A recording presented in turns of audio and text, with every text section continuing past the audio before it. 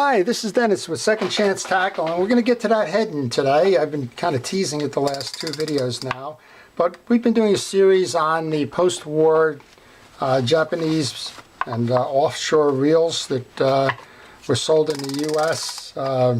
By major manufacturers. We've done a couple now, and the Heddon is the next one we're going to do. This one was made in Japan, I would guess in the 70s. Kind of takes on the characteristics of a Mitchell. And I was able to purchase this one recently at a flea market. It's in good condition. So before we get started, let's just talk a little bit about buying reels, used reels at a flea market. If you're looking for an older stock one, make sure that all the features and functions work. So what does that mean? Well, does it turn smoothly? This one does. We have an anti-reverse override here. Does that feature work? I showed you one the other day where it didn't work. Is the handle knob in place and turning? Does the screws work on that? Does the bail flip? Does the drag hold? You want to tighten that drag nut all the way down, make sure that it holds. If you release the drag nut, does it also release? In this case, it does. And overall, is the reel seat or the foot intact, not broken? Is the cosmetics acceptable to you? If you're going to do it on resale, you want something much more clean, a cleaner version of a reel. If it's just for you to go fish, then maybe cosmetics is not that important with the paint flaking. So we're going to go ahead and take this apart, show you how it's made, show you how to service it if you happen to have one, tell you a little story along the way, and just continue our education on these particular reels. So this one I've noticed has side plates. I believe that you can actually swap these out and make this a left hand or a right hand reel. I'll show you inside how you would do that. I used to work on these quite a bit. It's been some time since I had one in the shop, and when I saw this one at the flea market, it was just kind of a fun thing to go do.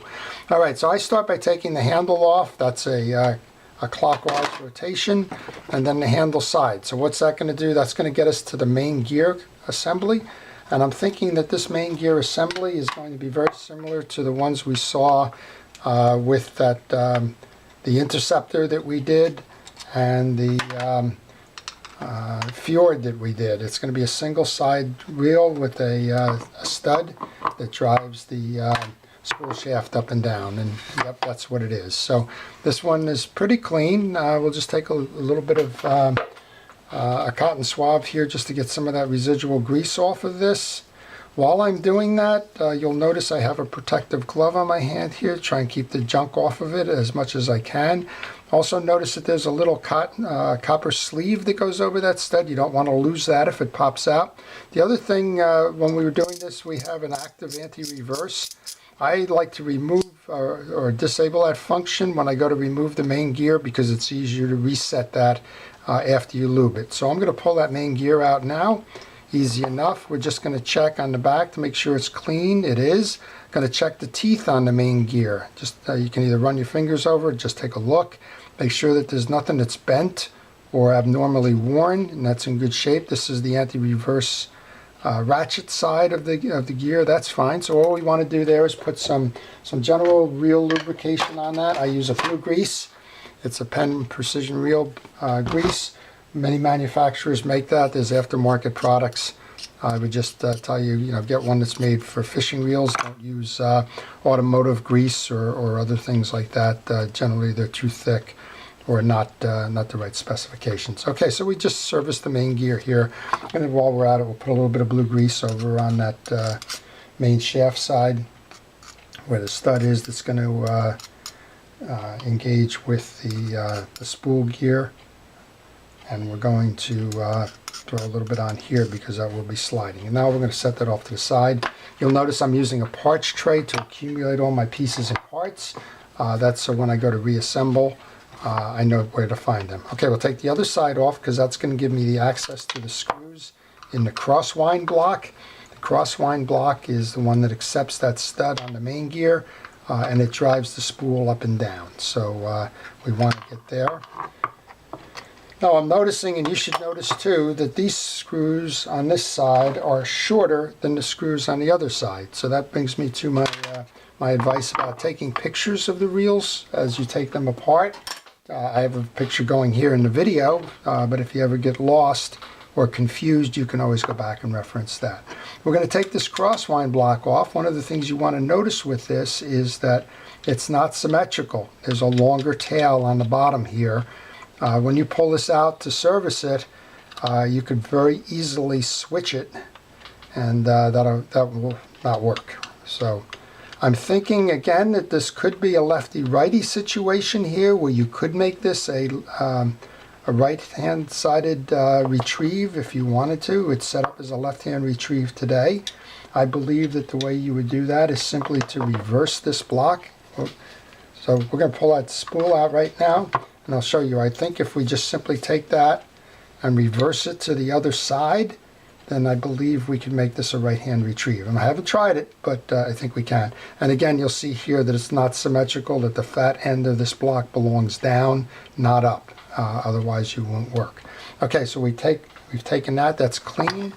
I haven't noticed any really bad grease accumulations of that. I'm just going to put a little bit of blue grease in that channel where that stud is going to run. And then I have those two small screws and a washer that are accepted by the spool shaft here, and this is going to give us access to the top now. So on the top, looks like a 14 millimeter. I've got that. I've used a socket here because it's a deep insert. Looks like we have a shaft nut, and then we have a lock nut underneath it, and then we have, I call it a keyway. It may not be the right term for that, but this one is very common, it seems, to the Japanese reels. Once we do that, we can push the pinion shaft out, and we'll make sure we do the same thing there that we did on the other. Clean up any residual grease that's on there. Check the teeth to make sure that they're not bent, chipped, broken, missing, whatever. And then we can just put a little bit of blue grease into that again as a fresh surfacing of the lubrication.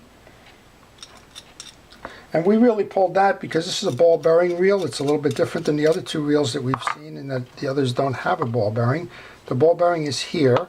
We want to make sure that that spins. I just simply take a screwdriver and turn, and we can see that it's turning.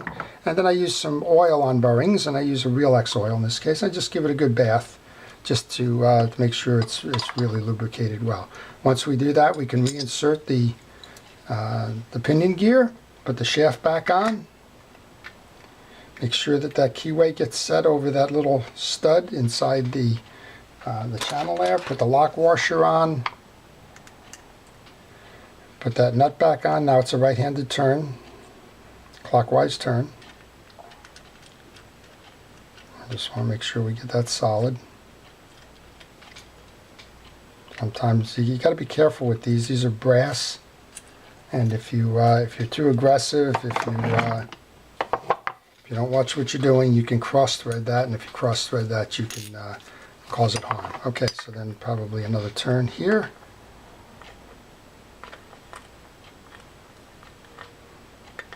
I don't know why all of a sudden I'm having trouble grabbing that nut. That's kind of odd.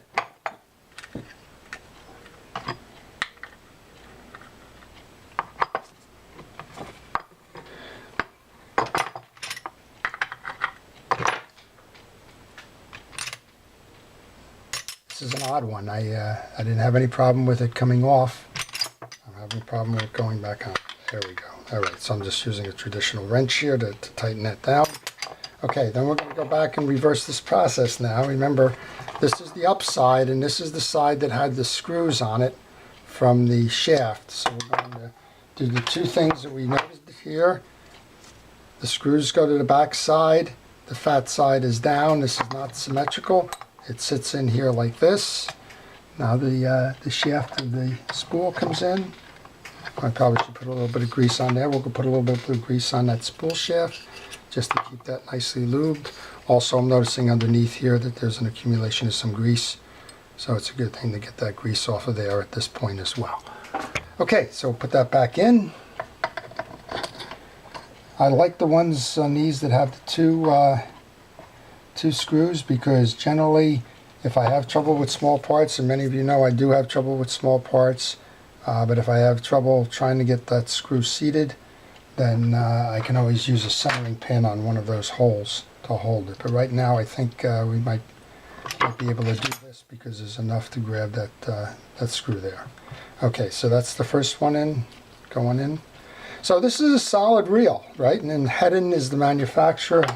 This, we were talking in our earlier videos that the offshoring of these reels kind of chased the labor market that was available in the 70s and post-war. So what happened there was we wound up with reels first going to Japan. I was looking for that little screw there for those of you wondering, the washer. It went to Japan, and then it went to Korea, and then it went to Taiwan, and now it's over in China. And who knows where the low labor cost of manufacture is going to be in the future. But you know, people complain that all the reels are made in China today. Well, in the 70s we could have complained that they were all made in Japan and so on. But you know, such is life. It's a fact of life.